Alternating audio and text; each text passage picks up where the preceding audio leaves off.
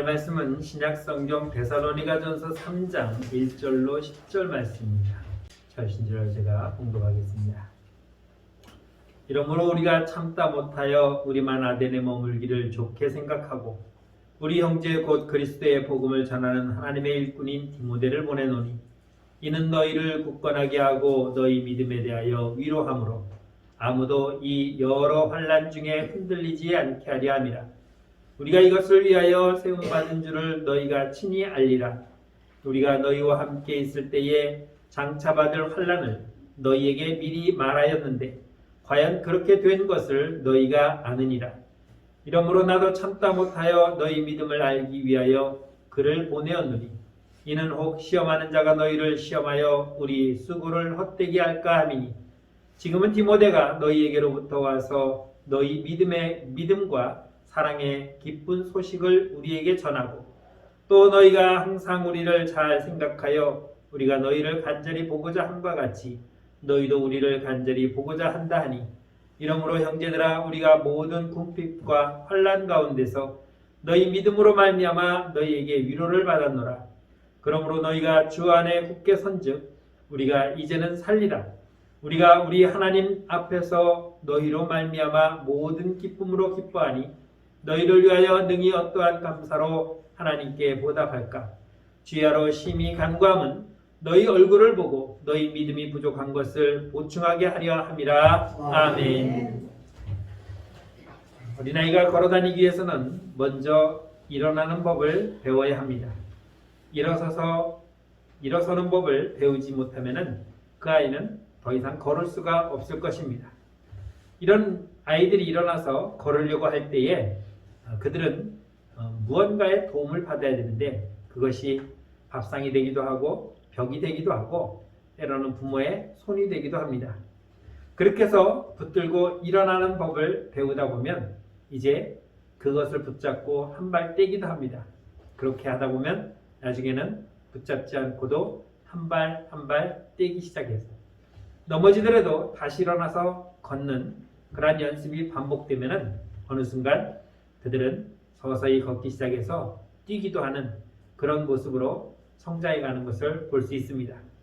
오늘 이 말씀을 우리가 직접 그런 것들을 표현해 본다면 서지 않으면 절대로 걸을 수 없다는 것을 볼 수 있는 것입니다. 바울은 데살로니가 교회에서 3주 동안 하나님 말씀을 전했습니다. 굉장히 짧은 기간이었고 그 3주 동안 정말 처음부터 내가 3주만 여기에서 복음을 전해야 되겠다라고 생각했다면 아마 모든 말씀을 또 압축해서 정말 핵심적인 것만 전할 수 있었을 텐데 3주를 계획하고 들어간 것이 아니라 그곳에서 하나님 말씀을 전하여야겠다라고 해서 들어갔는데 상황이 3주밖에 전할 수 없는 그런 환경이 되어서 그야말로 전하다가 그곳을 떠날 수밖에 없었습니다. 그러니까 서론을 하다가 끝났는지 서론을 끝내고 멈췄는지 어느 정도 가르쳤는지는 우리는 알 수 없지만 바울은 이 3주라는 짧은 시간 동안 복음을 전하다가 데살로니가 교회를 떠날 수밖에 없는 그런 안타까움과 아쉬운 마음을 가지고 있었습니다. 그래서 늘 바울은 이 데살로니가 교회가 염려가 되었고 이들이 과연 하나님 말씀으로 제대로 일어설 수 있었을까? 지금 잘하고 있을까? 라는 궁금증과 안타까움이 그에게는 늘 가슴속에 맺혀 있었습니다. 가려고 해도 갈 수 없는 상황이었고 또 가지 못하니까 더 답답하고 더 안타까움이 많았을 것입니다. 그런 상황에서 이 데살로니가 교회를 가볼 수 있는 방법이 없자 바울은 그의 영적인 아들인 디모데를 그곳에 보내기로 한 것입니다. 막 태어난 듯한 그런 영적 어린아이와 같은 그런 데살로니가 교인들, 그들에게 하나님 말씀을 정말 막 먹이려고 하는 그 순간, 짧은 순간이었음에도 불구하고 더 이상 가르칠 수 없는 그런 환경에서 쫓기다시피 나왔던 바울. 이런 안타까움이 계속해서 바울을 괴롭혔다고 볼 수도 있고 더 안타깝게 여기게 할 수도 있었을 것입니다. 사람이 어떤 일을 하다 보면 실패할 수도 있습니다. 뭐 실패는 성공의 어머니다라는 말로 해서 실패해도 그냥 또 하면 돼, 다시 해서 일어나면 돼라고 말하지만 현실은 우리에게 그렇게 편하게 제공하진 않습니다.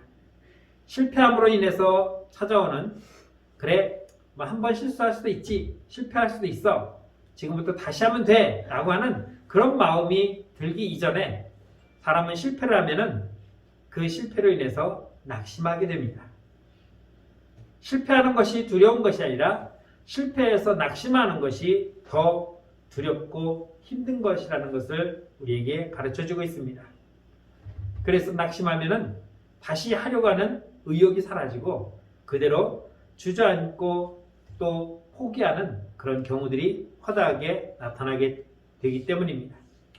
앞에서 어린아이를 비유했는데 그 아이가 한번 일어나서 넘어지는 것을 경험하고 나는 걸을 수 없구나 라고 생각하고 다시 시도하지 않으면 그 아이는 다시 일어나 걸을 수가 없다는 것입니다. 스케이트를 타는 사람이 스키를 타는 사람 중에 가장 많이 넘어지는 사람이 가장 빨리 달린다고 합니다.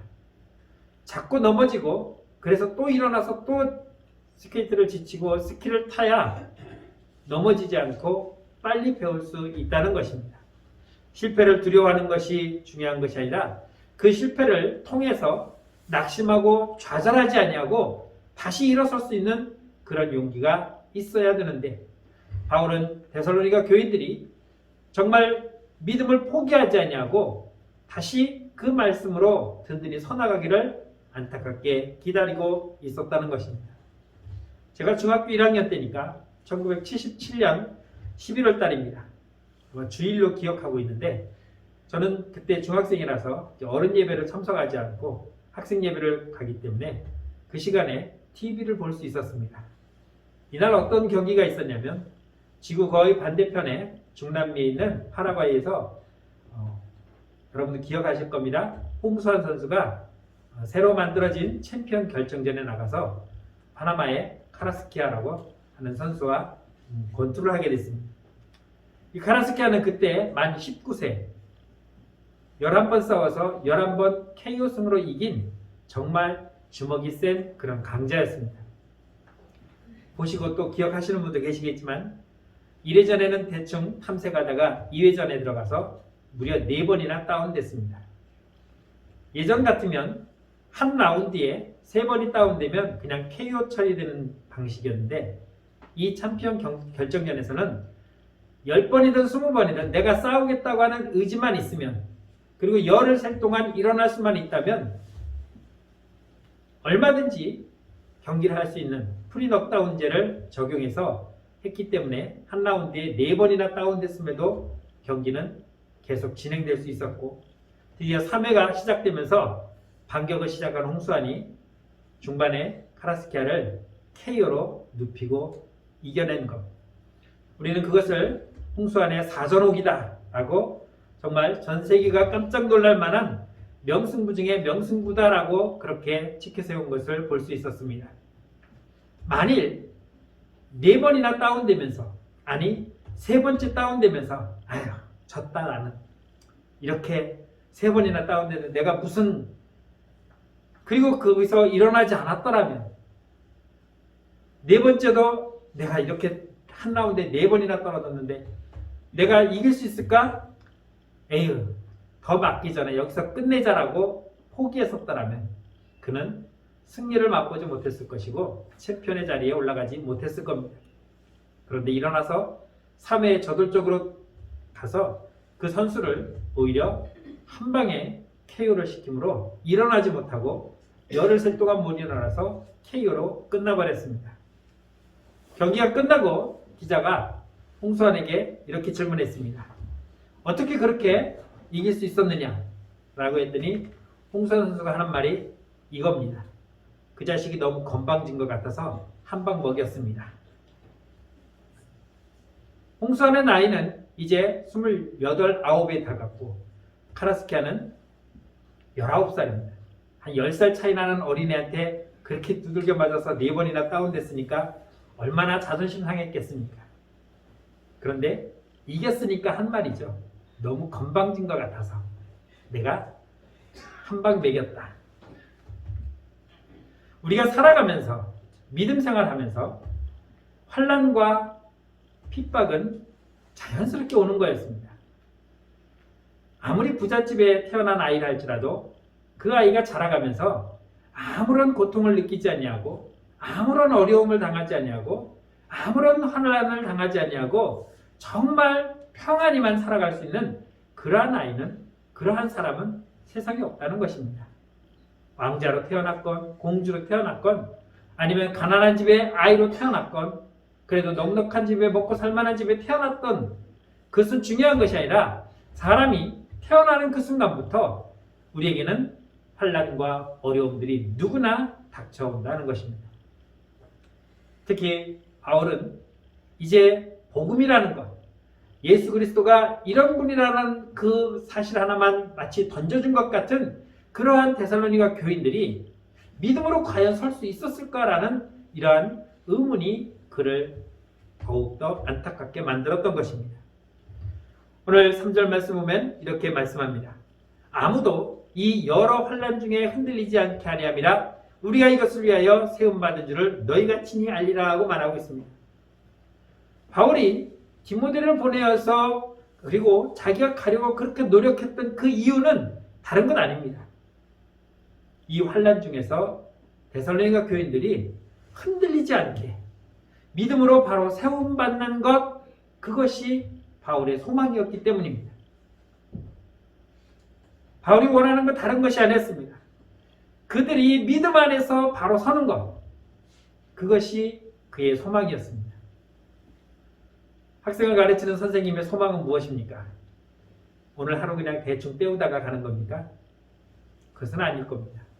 내가 가르치는 아이들이 30명이 됐던 40명이 됐던 저희 기준으로 초등학교 80명, 중학교 70명, 고등학교 60명, 지금에 비하면 상상도 안 되는 바글바글한 숫자죠. 그 많은 학생들에게 가르칠 때에 한 명도 모르는 아이가 없이 다 공부를 잘했으면 하는 마음이 선생님의 마음이었을 것입니다. 그러나 현실은 어떻습니까? 1등도 있고 꼴등도 있고 100점부터 빵점까지 주르륵 나오는 게 그 자리이고, 저의 소망은 무엇이겠습니까? 교인들이 좀 헌금 좀 많이 해갖고 내 생활비 좀 많이 줬으면 좋겠는데, 이게 저의 소망이겠습니까? 여러분들이 믿음 안에서 제대로 서기를 원하는 겁니다. 여러분들이 헌금을 많이 내서 내가 정말 큰 교회 목사님처럼 떵떵거리고 나도 한번 살아보면 어떨까? 라는 소망은 그것은 그 다음의 문제예요. 여러분들이 믿음으로 제대로 서기만 하면은 그런 문제들은 자연적으로 해결되는 문제예요.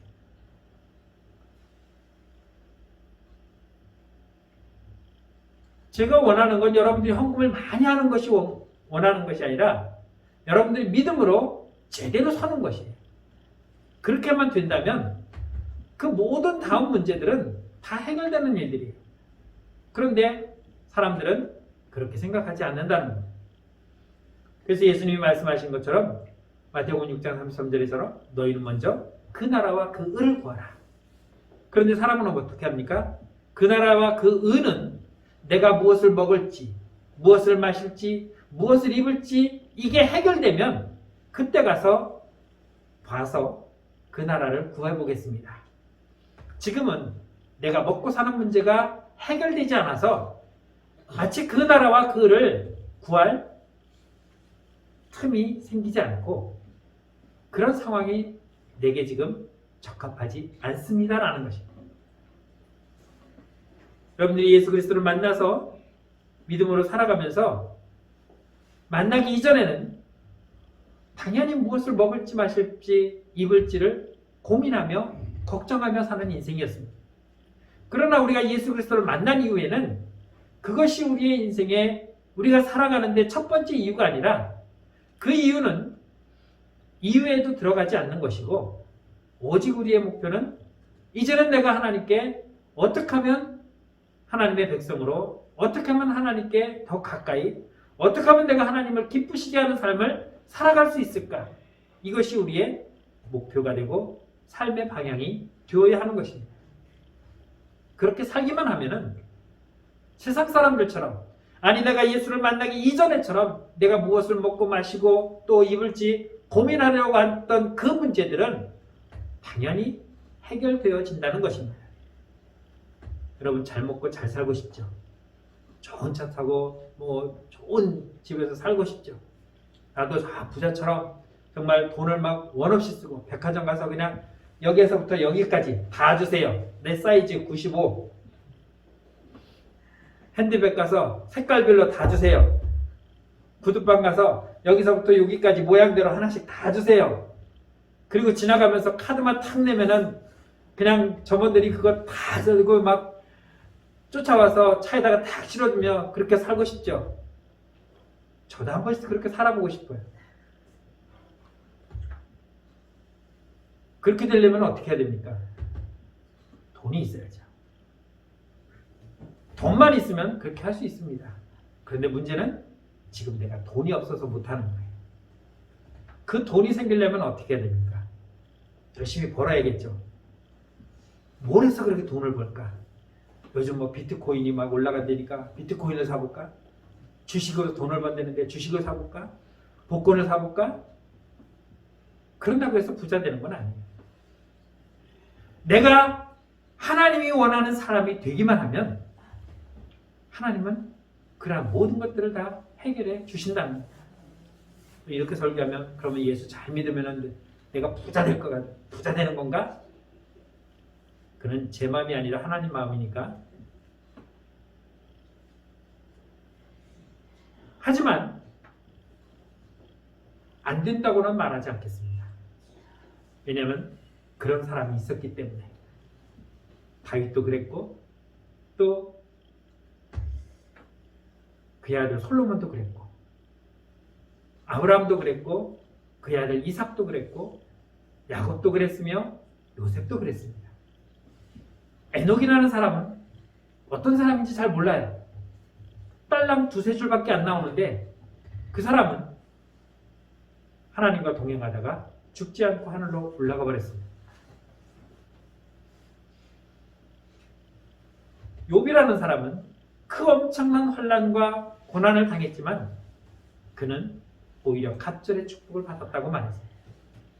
이 사람들의 공통점은 정말 죽을 똥 살 똥 물불 안 가리고 열심히 돈을 벌어서 부자가 되거나 또 하나님께 복을 받은 것이 아니라 정말 하나님밖에 모르고 하나님만을 바라보며 하나님의 영광을 위해서 살아보니까 그렇게 되었던 인물입니다.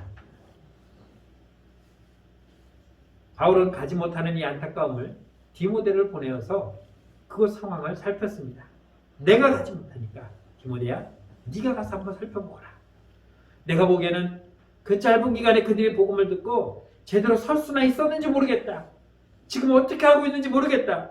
교회는 나오는지 아니면 예배는 드리는지 정말 궁금한데 네가 가서 한번 살펴보거라. 바울은 가지 못하는 가운데서도 이런 안타까움을 가지고 있었습니다. 바울은 지금 아덴이라고 하는 도시에 남아서 디모데를 보냈습니다. 그것은 어떤 곳이냐면 우상으로 가득한 곳이었습니다. 오늘 1절에서 바울은 이렇게 고백합니다. 이러므로 우리가 참다 못하여 우리만 아덴에 머물기를 좋게 생각하고 나는 지금 이 아덴이라고 하는 우상의 도시에 남아있지만 디모데를 보내어서 그들에게 상황을 살피고 하나님 말씀으로 바로 설 수 있도록 이끌어 보겠다는 것이 바울의 심정이라는 것입니다. 바울은 자신을 이렇게 희생하면서도 그는 혼자 남아서 얼마나 외롭고 괴로웠겠습니까? 많은 사람들이 정말 바울이라고 하는 이 인물에 대해서 핍박을 하고 또 그를 하려고까지 하고 있는 그런 상황에서 그는 누구도 도움을 주지 못했고 그것을 혼자 묵묵히 그저 데살로니가 교회를 오히려 걱정하고 있었던 것을 볼 수 있는 것입니다. 믿음에 선다는 것은 하루아침에 되는 것은 아닙니다. 여러분, 아이들이 태어나서 하루아침에 쑥 일어나고 하루아침에 걸어다니고 뛰어다닐 수 있다면 얼마나 좋겠습니까? 우리 믿음도 마찬가지입니다. 예수 믿고 하루아침에 변화되는, 그래서 하루아침에 주를 향해서 달려가는 바울과 같은 사람도 있는가 하면, 정말 주님과 함께 3년 반 동안 쫓아다니며 나의 스승님, 나의 주라고 고백했던 그런 사람도 결국에 주님을 배반하고 돌아서는 경우도 있다는 것입니다. 사도행전에 나와 있는 것처럼 7 집사를 우리는 잘 알고 있습니다. 초대교회의 첫 번째로 세워진 그 7 집사의 이름, 7명은 정말 위대한 집사가 되었을 거라고 생각하지만 그 중에서도 이단에 빠져 주님을 떠난 집사도 있었습니다. 우리는 그만큼 믿음으로 온전해진다는 것이 쉽지 않다는 것을 기억해야 할 것입니다. 성도가 믿음에 서기 위해서는 그러기 위해서 잘 알아야 합니다. 잘하지 않으면 걸을 수 없고, 걸을 수 없으면 뛰질 수가 없는 것입니다. 히브리서 5장 12절로 14절의 말씀은 이렇게 말씀합니다. 때가 오래되었으므로 너희가 마땅히 선생이 되었을 텐데 너희가 다시 하나님의 말씀에 초보에 대하여 누구에게서 가르침을 받아야 할 처지인지 단단한 음식을 못 먹고 젖이나 먹어야 할 자가 되었도다. 이는 젖을 먹는 자마다 어린 아이니 의의 말씀을 경험하지 못한 자야. 단단한 음식은 장성한 자의 것이니 그들은 지각을 사용하므로 연단을 받아 선악을 분별하는 자들이라고 말씀하고 있습니다. 어린아이는 치아가 없어서 씹질 못해 우유를 먹고, 이제 치아가 한두 개씩 나오면 이유식을 먹으며, 치아가 많이 나오면 단단한 음식도 먹게 됩니다. 그런데 자라지 않아서 치아가 나오지 않은 사람은 아무리 덩치가 커도 단단한 음식을 먹을 수 없습니다. 예전에 해외 토픽에 10kg로 태어난 아이가 있었어요. 아기가 10kg예요. 10kg가 되려면 몇 달 돼야 되나? 우리 태어나서 제 기억으로도 한 5달은 돼야 될 것 같아요. 그러면 만약 아이가 5달 됐으면 충분히 이유식을 하는 나이예요. 그런데 걔는 태어나자마자 10kg가 됐으니까 우유는 건너뛰고 이유식부터 먹어야지 하고 먹은 것이 아니라 그냥 그 나이에 10kg로 태어났어도 우유를 먹어야 하는 사람. 덩치의 문제가 아니라 얼만큼 자랐느냐의 문제죠. 우리의 믿음이 자라지 않으면 자란 사람으로 살아갈 수가 없는 것입니다. 가장 좋은 예가 뭡니까? 여러분들이 갖고 있는 운전면허증을 가지고 한번 생각해 보겠습니다. 면허증을 처음 따가지고 딱 차를 몰고 나가면, 나도 이제 영화에 나오는 사람처럼 운전을 싱싱하고 다니지. 창문 딱 내리고 팔 하나 딱 거치고 그냥 한 손으로 휘 하고 그냥 주차장에도 딱 들어서 휘 뒤도 안 보고 백미러만 보고 샥샥샥샥샥 해서 쏙 들어가고. 그렇게 해보신 분이 있으면 손 들어보세요. 없어요. 제가 알기로 송고사님도 들이받았고 양모사님도 들이받았고 저희 집사람도 들이받았어요. 왜 그렇습니까? 초보기 때문에, 익숙하지 않기 때문에. 그런다고 해서 거기에 머물러 있으면은 오늘 같은 운전은 할 수가 없었겠죠. 그럼에도 불구하고 또 해보고 또 해보니까 이제는 싱싱 잘 다녀요. 실력이 늘어난 겁니다.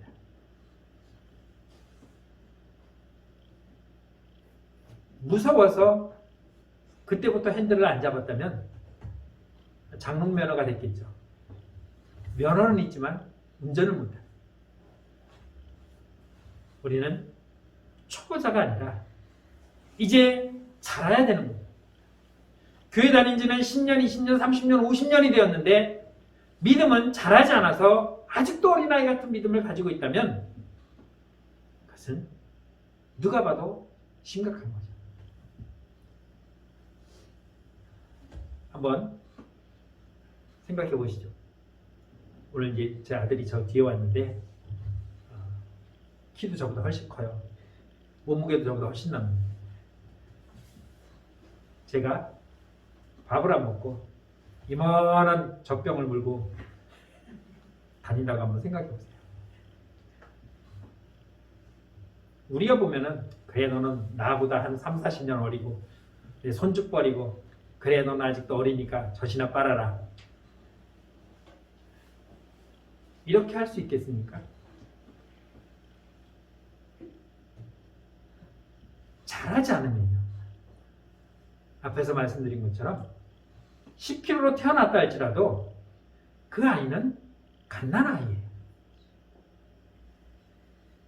비록 태어나서 1년이 됐는데도 한 7, 8kg로 좀 적더라도 그 아이는 돌이 된 아이예요.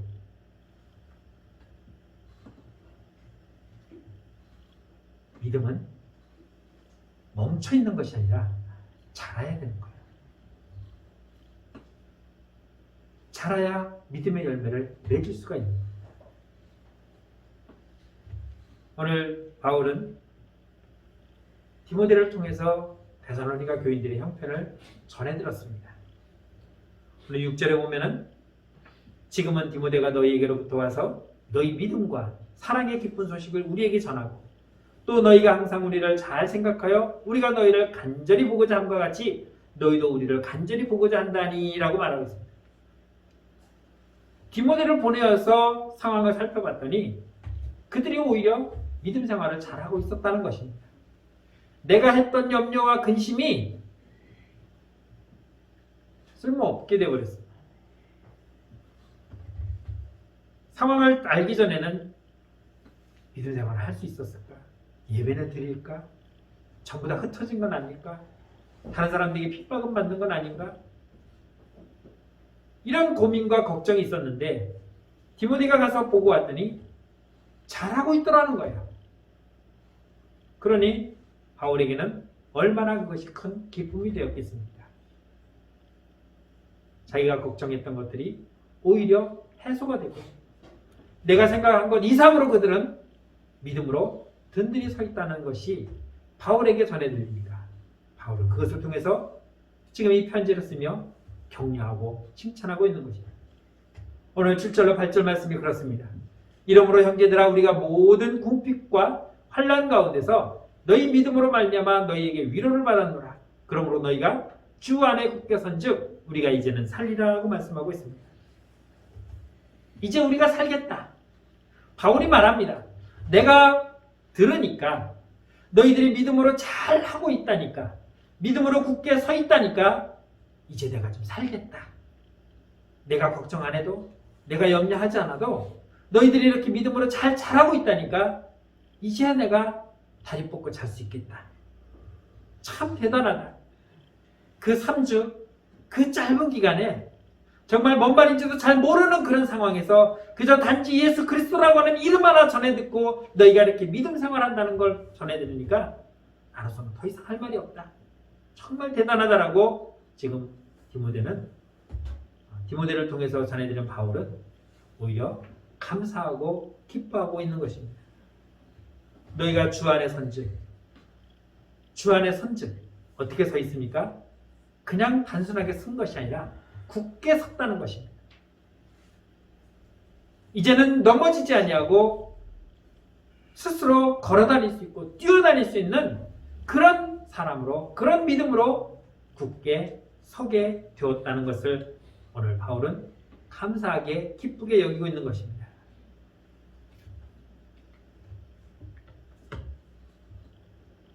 기대했던 소식 그 이상으로 들었을 때는 기쁨이 넘칩니다. 그런데 기대했던 것에 미치지 못하면 더 걱정스러울 것.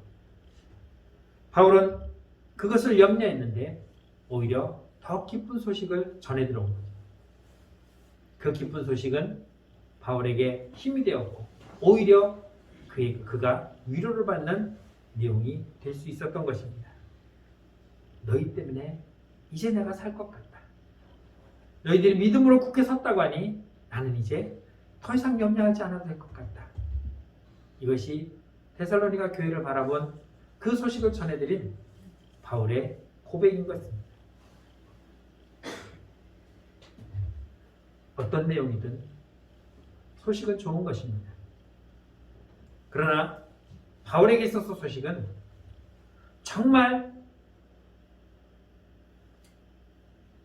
성도들이 하나님 말씀에서 바로 서기를 원하고 있는 것입니다.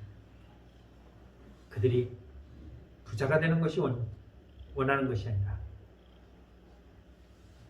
어떠한 상황에서도 흔들림 없이 오직 주 예수 그리스도만을 바라보고 흔들리지 않는 믿음으로 서기를 바랬는데 그것이 바울에게 전해진 소식이었습니다.